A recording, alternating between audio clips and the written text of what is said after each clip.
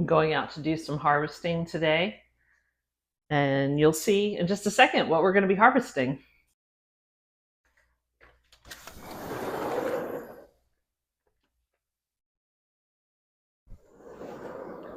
The weather's starting to get a little cooler out here, which is nice. It's still going to be kind of hot for fall, but we are in Florida.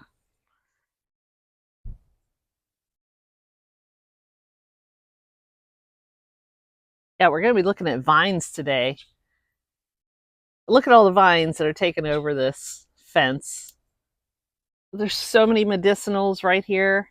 I mean, what if I told you that all of this was either some type of food or medicinal? Today I want to introduce you to a very common invasive southeast plant. You see this all over in thickets on the side of the road. It grows really well. I've actually talked about this in another video. I'll put a link to it up top somewhere. But the plant I want to share is Japanese honeysuckle, and the Latin for this is Lonicera japonica.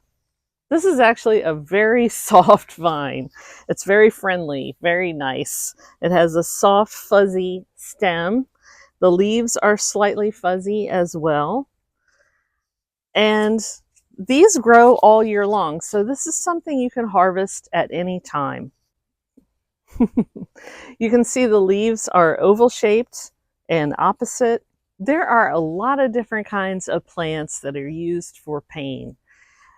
But as you know, if you've been watching my channel, I have been really focused on plants that are in my bioregion, and specifically on this piece of property that I'm currently living on. It's about 13 acres on the bay in Northwest Florida.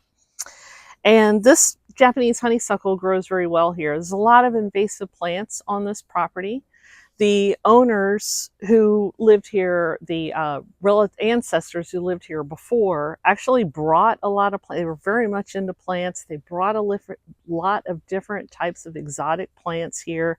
And I'm sure some of these plants have just found their way here because this is a piece of property that's not very common to find on this part of Florida.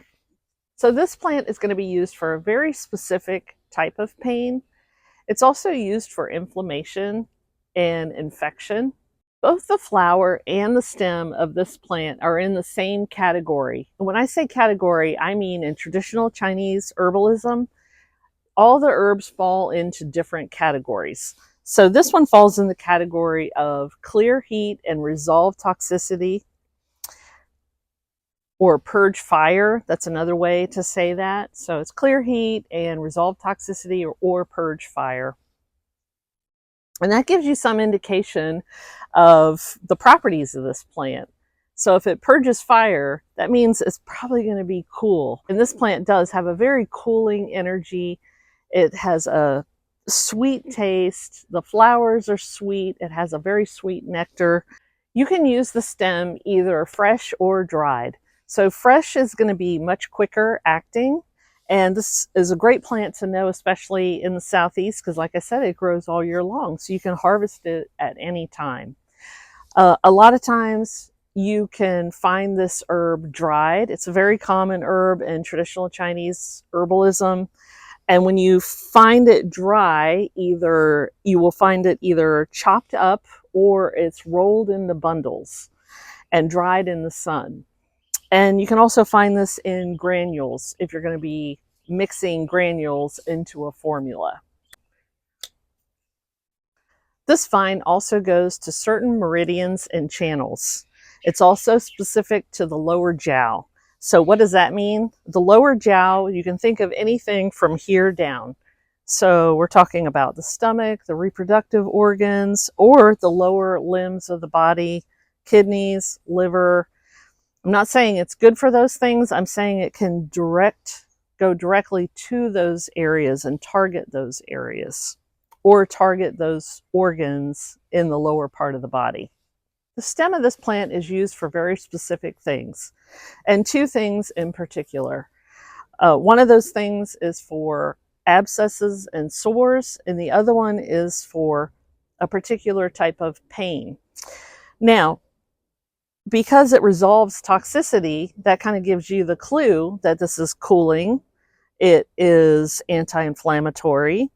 It has properties that are probably antibacterial, antiviral, potentially, and they're going to target those sores and abscesses and help resolve those.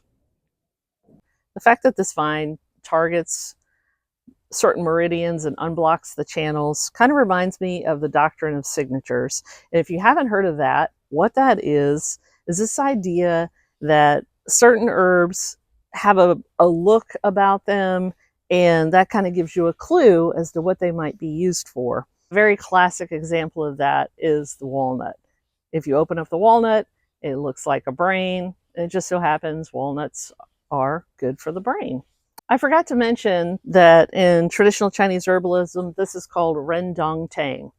And the last word of that, rendong tang, T-E-N-G, it means vine. A lot of Chinese herbs, sometimes the pinyin names helps to identify the part of the plant that is used.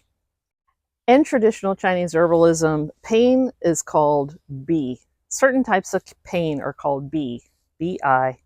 And this particular plant targets wind, damp, heat, bi. So wind, you can think of a pain that's moving or comes and goes. Damp could be swelling. And heat, we've already kind of talked about that. That's heat. It's angry, it's red, it could be bleeding. I'm going to actually harvest this and use this in a liniment called dit dot jiao. Now, I make a lot of different kinds of dit dot jiao, and the type of liniment and jiao that I'm going to make with this is going to target the lower parts of the body. Because this is a very cooling herb, this is going to be great for acute injury or immediate trauma. This will be a good liniment to have on hand for my emergency wilderness first aid kit. It's really important to ask the right kind of questions when we're trying to help clients or help yourself and family members. Like we're talking about pain today, and you want to be asking those questions. Is the pain, is it hot or cold? Does it feel like a blockage? Does it feel heavy? Is it swelling, itching, burning? Is it red? Is it cold to the touch, hot to the touch? So that's going to help you determine what type of herbs that you're going to use in your formulas to resolve some of these issues with pain. I'm going to gather some of this up now. I'm going to strip the leaves off of this, and we're going to make some little bundles of it to dry in the sun to save for later and put in my apothecary. But I'm also going to take some inside, and I'll show you how I'm going to make a very simple liniment.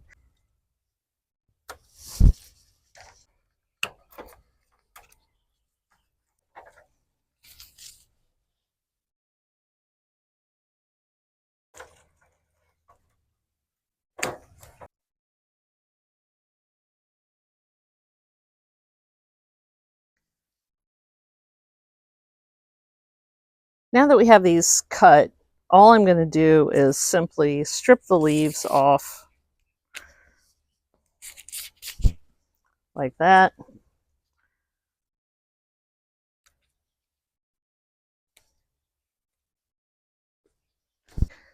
And what I'm going to do with these is just roll them up into bundles. And we're going to let these sit out in the sun and dry. This is one way you might traditionally find this plant. If you were to go purchase it, you would find it either chopped up or in bundles. So I've got a couple bundles here, and I'm just going to put these out in the sun to dry. So one thing about working with plant material is if you can preserve the plant whole, that's going to be a better way to keep the plant material viable for a long period of time. Because the more surface of the plant that is exposed to oxygen, the quickly the medicinal properties of the plant start to deteriorate. So this will keep for a couple of years if it's nicely dried, kept in a nice dark, cool area. In Western herbalism, a lot of times you'll see herbs that are CNS or cut and sifted. That's how most Western herbs come, cut and sifted. And the plant material has been chopped into tiny little pieces. And the medicinal property of the plant starts to degrade very quickly, although they're great for making teas like that.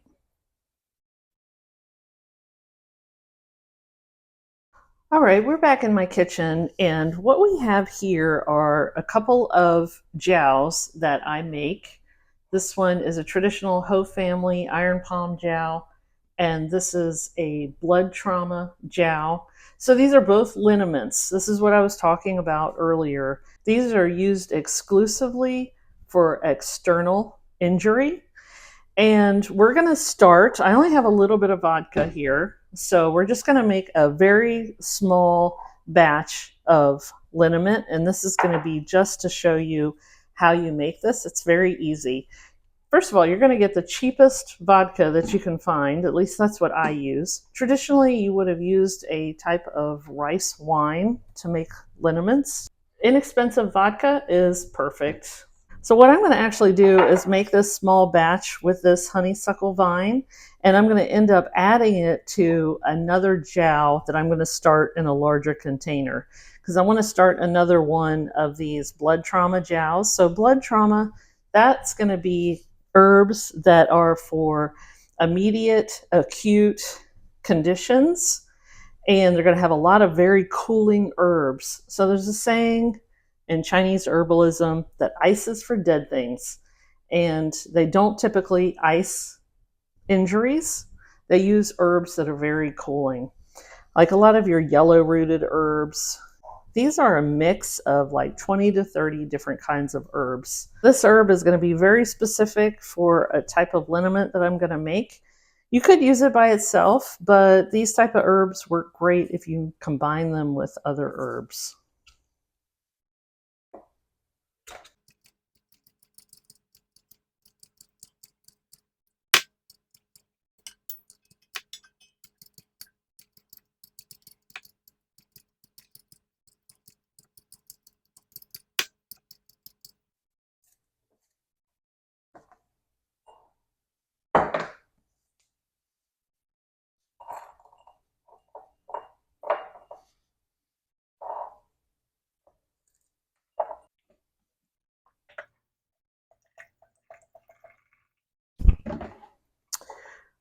All right, what I'm going to do is keep cutting the rest of those vines. I'm going to fill this jar, and then I'm going to fill it with the vodka, and we're going to put a lid on it.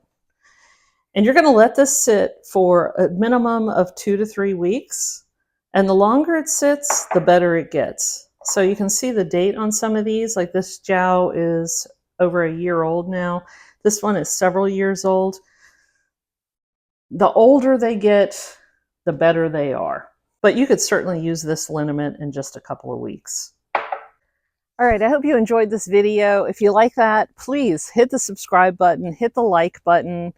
It doesn't cost you anything, and it means a lot to me. And if you want to hear more or see how I actually make my liniments, use my liniments and my dit dot jows, just drop a comment down below, and maybe I'll make a future video about that. All right, see you in the next one.